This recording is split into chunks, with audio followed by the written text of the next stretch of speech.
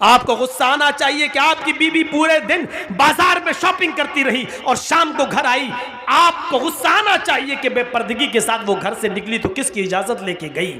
آپ کو غصہ آنا چاہیے کہ آپ کی بیٹی اسکول جاتی ہے تو کس کے ساتھ جاتی ہے اور کس کے ساتھ آتی ہے. اس کے آنے اور لے جانے کے لیے کون آپ نے کس کو متعین کیا ہے. اکیلے اگر جاتی ہے یا محلے کی چند سہیلیوں کے ساتھ جاتی ہے تو آپ کو ان محلے اور گاؤں کی چند سہیلیوں پر اعتبار کیسے ہے؟ کیونکہ سہیلیاں ایک دوسرے کی سہیلی ہوتی ہے. تم میری مت کہنا, میں تمہاری نہیں کہوں گی.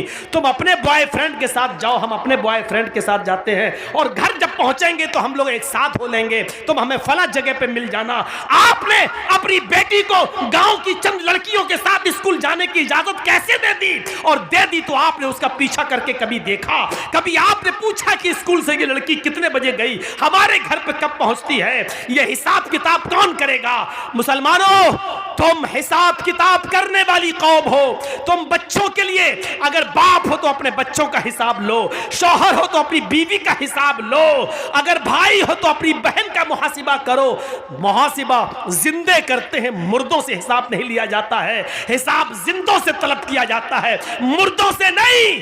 تم زندہ قوم ہو, ہم تم سے حساب لے سکتے ہیں. یہ مدرسے میں کتنا چندہ ہوا ہے آپ نے دیا ہے, آپ حساب لو مدرسہ کمیٹی سے. مدرسے کمیٹی کے لوگوں کو برا نہیں ماننا چاہیے, کیونکہ ایک ایک روپیہ آپ کی امانت ہے, آپ کے بچوں پر ہی خرچ ہوگا. اس لیے حساب زندے لیتے ہیں, حساب زندے دیتے ہیں. حضرت عمر جب منبر پہ کھڑے ہوئے اور نئی قمیص پہن کر خطبہ دینے لگے تو ایک نوجوان اٹھا اور کہنے لگا, عمر خطبہ دینا بند کر, تقریر کرنا بند کر, خطبہ نہیں دینے دوں گا. حضرت عمر نے کہا کیوں, وجہ کیا ہے؟ کہا پہلے اس بات کا حساب دو, یہ نیا کرتا تمہارے پاس کہاں سے آیا؟ تمہاری تنخواہ بیت المال سے اتنی نہیں ہے کہ تم نئی قمیص سلا سکو. آج نیا کرتا تمہارے پاس کہاں سے آیا؟ حضرت عمر کہنے لگے کہ اس کی صفائی میرا بیٹا دے گا. حضرت عمر فاروق کا بیٹا اٹھتا ہے, صفائی پیش کرتا ہے کہ بیت المال میں جو چادریں آئی تھیں وہ سارے مسلمانوں میں تقسیم ہونا تھی. ایک ایک چادر سب کو ملی, میرے باپ کو بھی ایک چادر ملی, میرے باپ نے اسی چادر کی قمیض بنوا لی ہے.